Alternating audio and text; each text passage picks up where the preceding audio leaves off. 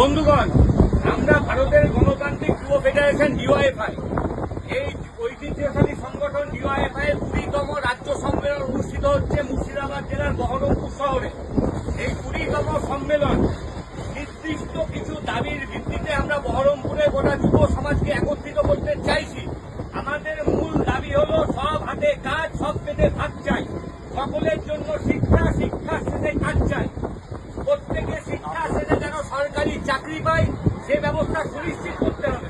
কিন্তু আমরা দেখছি টাকার বিনিময়ে এ রাজ্যের সরকার প্রতিদিন মেধার বদলে গাধার চাকরি দিচ্ছে, আর কোর্টে গিয়ে সেই চাকরি বাতিল হয়ে যাচ্ছে। চাকরি করা যোগ্য শিক্ষকরাও ভবিষ্যতের দিকে চলে যাচ্ছে। আমরা দেখছি রাজ্যের মুখে আর্থিকরের মতো ঘটনা। নিজের কাজের জায়গাতে আজকের দিনে দাঁড়িয়ে একটা ডাক্তারকে এভাবে মার্ডার হতে হচ্ছে, আর সেটাকে ধামাচাপা দেওয়ার চেষ্টা করছে রাজ্যের সরকার।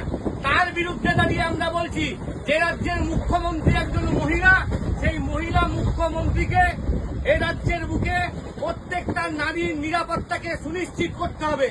আমরা বলছি যে বাংলার বুকে প্রতিদিন পরিযায়ী শ্রমিকের সংখ্যা বাড়ছে। প্রতিদিন কাজের জন্য পরিবার পরিজনকে ছেড়ে প্রতিদিন কাউকে দুবাই, কাউকে কেরালা পরিবারকে ছেড়ে চলে যেতে হচ্ছে। আমরা বলছি সমস্ত বেকার যুবককে এ রাজ্যের বুকেই কাজের ব্যবস্থা করতে হবে। যদি দিদিমণির ভাইপো আজকে এ রাজ্যের বুকে তোলাবাজি করে, টাকা চুরি করে, বালি চুরি করে এ রাজ্যের বুকে থাকতে পারে, তাহলে কেন আজকের দিনে শিক্ষিত বেকারদেরকে এ রাজ্য ছেড়ে চলে যেতে হচ্ছে? তার প্রতিবাদে আমাদের 20তম সম্মেলন। সেই 20তম সম্মেলন 21, 22, 23 জুন যখন বহরমপুরে হবে, আমরা নিশ্চিতভাবে সেখানে দীর্ঘ আলোচনা করব যে আগামী দিনে যুব সমাজ কোন দিকে যাবে, যুব সমাজের ভবিষ্যৎ কি হবে, সেই সবটা নিয়ে আমরা আলাপ আলোচনা করব। আর এই সম্মেলন যাতে সফল হয়, সফল হবার জন্য সমস্ত মানুষের কাছে আমরা আহ্বান জানাচ্ছি, আপনারা ডিওয়াইএফআই এর পাশে থাকুন আর এই সম্মেলনকে সফল করুন। আমাদের